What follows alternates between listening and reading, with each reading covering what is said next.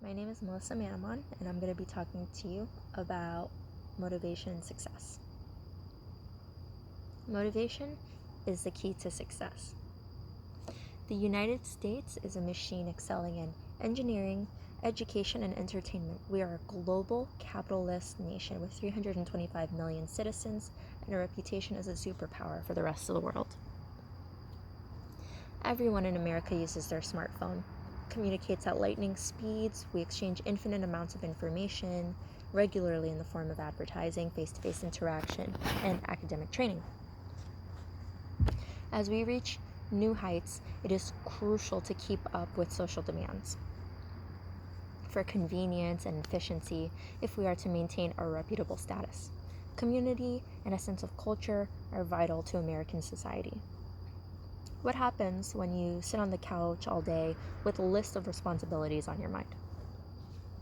You are unhappy having made no progress for the day, hard on yourself for being lazy, or when you choose to not go outside because you don't feel like getting dressed, or you put off a necessary activity because it's easily accessible and so you can just complete it when you feel a sense of urgency too. For some, this is a questionable continuous pattern of making no effort to perform basic routine maintenance. Not all people who are unemployed or spend more than half of their day at home are unsuccessful. This works differently for everybody. But lacking the push to nurture yourself and pursue happiness is failure and conditions you to accept a lack of quality of life. People who procrastinate are wishful and expect things to work themselves out. Often accompanying these beliefs is denial that anyone can achieve success. Do you know who your harshest critic is? It's you.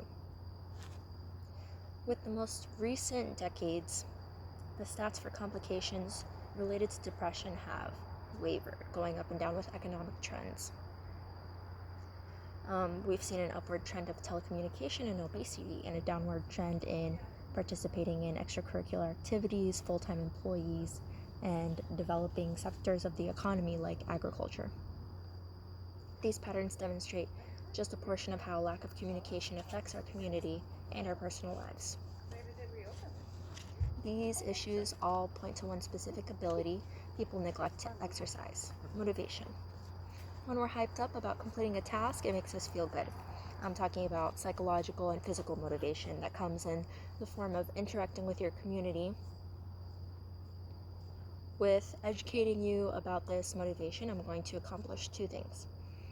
The first being how you can become successful by communicating with your brain. The second being why this is the single most sure way to achieve personal success.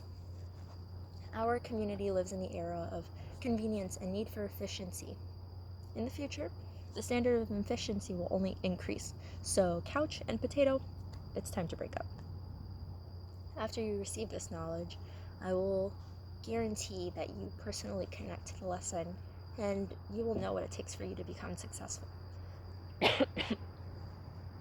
There are comparable amounts of chemicals released in the human brain when we meet new people, when we're happy and excited, as well as when we are depressed and disappointed.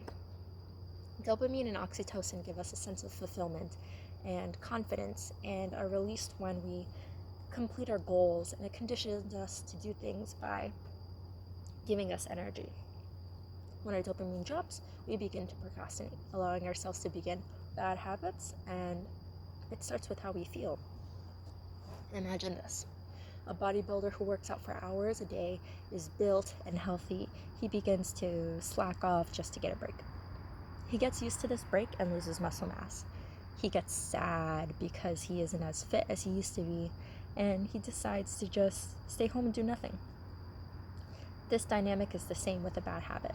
Your brain will continue to reward good behavior so long as you remember to feel good and keep your good behavior up. As long as you allow yourself to stop feeling good, your brain will accompany your decision with a drop in feel-good, rewarding dopamine. Since dopamine drops, we feel no need to re-engage ourselves in our former feel-good activities, but if you just start again, you'll get back on that track. So this is what you need to do. Try again for at least 15 minutes, allowing yourself to get back into old habits. Provide yourself with cues to evoke good feeling memories. Reward your good behaviors and only your good behaviors. This is important, and it can ensure long-term practice of your goals. You will release dopamine at optimal times, and this is how we form habits.